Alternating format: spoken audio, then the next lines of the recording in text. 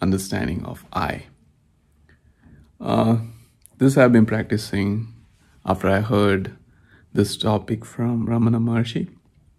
And usually I meditate and stuff. I do a lot of meditation, and I really work on process of enlightenment, not only during meditation, but also during the normal hours, even during when I talk to other people. And during meditation, it's easy to let go thoughts and be in a meditative state or higher conscious state, but it's hard to be in that state when you're doing your work or when you're in your normal routine. So today I'm going to explain the meaning of I, how understanding I can enlighten you.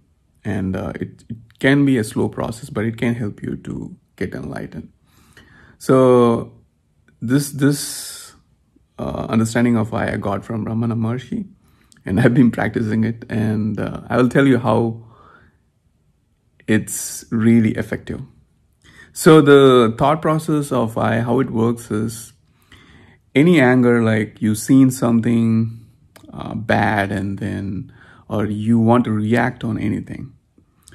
There are numerous thoughts which arise within you, but you have to go to the source. Where is this thought process starting from? So if you look into it deeply, the source is from you, or source is from me. It starts from I. And if you can go back to the source, then it will slowly subside. That's the practice that you need to do. So anytime any anger comes in, or anytime you are angry at someone, or you're angry at nature, or you're angry at anything, or in general you are stressed, you need to go back to the source I. Out of the numerous thoughts which have been arising due to that scenario that you're facing, you have to go back to the I, and then the source will be you generating it, and it slowly subsides. So today I want to talk about my work. I'm a software engineer, so I work on the computers. So I took a break of like 5 to 10 minutes just to explain you guys the thing I faced. So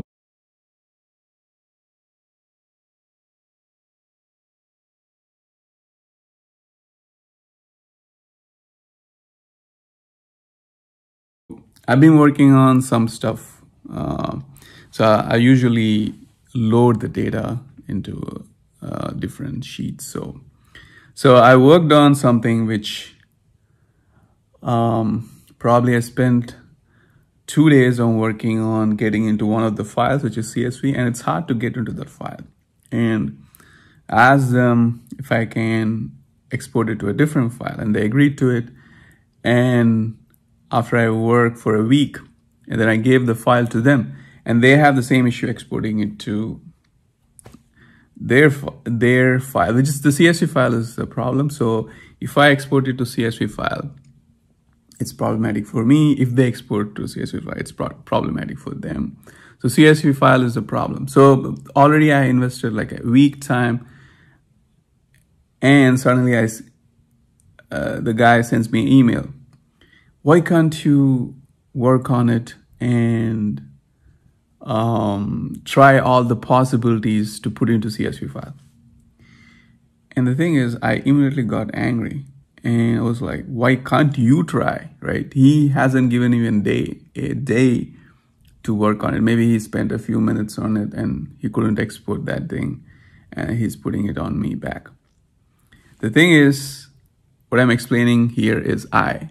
So immediately I seen the message, and then I was angry, and I was about to write something back. I stopped, and then I immediately remembered the principle of I, which means that the person wrote the email and it generated the anger in me, but the source is me.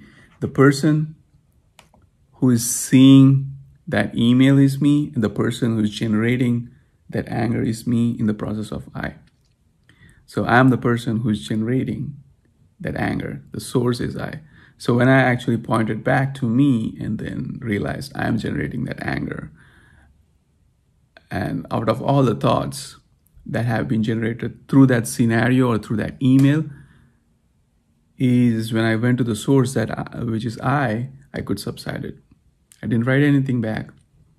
And I used it like 2 or 3 times. It's very powerful. This is very powerful. And if you do this, you can become powerful. I'm telling you, it's very powerful. The concept of I subsiding everything, and it will make you to ease, and you'll be more powerful. The more cool you are, the more easy you are, the more powerful you are. So that's what I want to say.